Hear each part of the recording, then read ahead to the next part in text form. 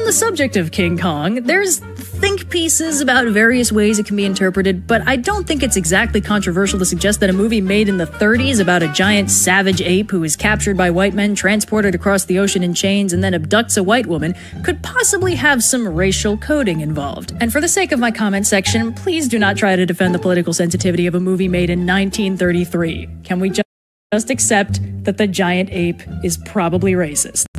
You see, orcs are an allegory for black people. After all, everything is racist, everything is sexist, everything is homophobic, transphobic, and we gotta point it all out. Ka, ka, ka, ka, ka. Boo, get better writing material.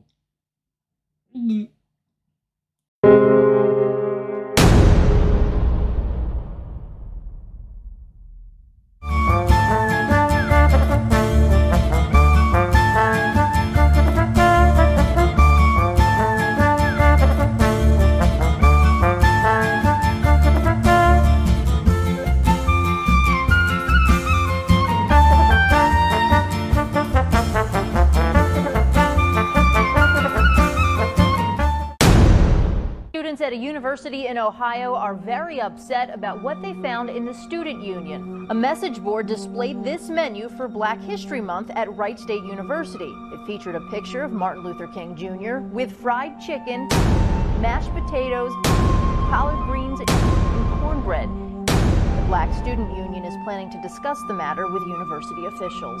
One university officially apologizing for serving Mexican food during its science fiction event. Apparently, someone connected Intergalactic Night to aliens, and then they made the big leap to illegal aliens. You following me? You still with me?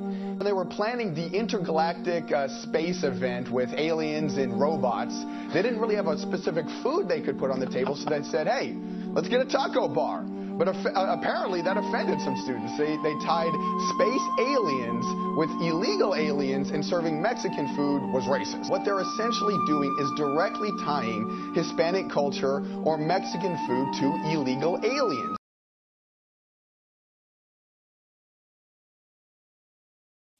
Okay, this was just too funny not to talk about. And people who state King Kong was a... Wait for it. Let's see. Wait for it. Camera. Racist allegory for the director trying to warn white men about black men stealing their women. It's hilarious. It's hilarious to me. The film King Kong's creation is rooted in pure escapism. A way to let audiences forget about the troubles of the world for a few hours. Reminder, it was made during the Great Depression and witness an amazing story. The story's themes are primarily rooted in the destruction of the natural world by the hands of modern man, that even the smallest touch of modesty forever perverts the purity of that which is and has existed for eons unchanged. This is consistent across all adaptations.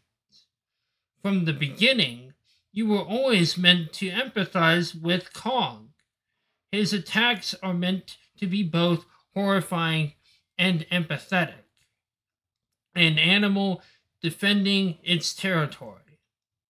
This is especially true during his final night in New York, where he can never go home again and is doomed to be put down.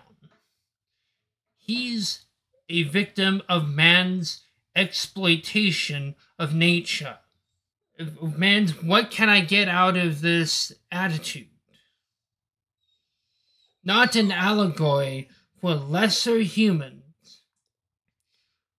Or I should put in, do the quote, lesser humans who are out to get your women. You don't deliberately make your monster something to empathize with if it's meant to dehumanize real people. Heck, it's only recently in the history of film that Kong is able to get a good end to his encounters with man. The result of optimism applied to the classic King Kong tale. All these people claiming media literacy, just showing it's a buzzword they initiate with mouth noises, or as a person that I watch frequently, logomachy. Nonsense. People trying to be busy foolish rather than just remaining lazy foolish, but don't know what it actually means.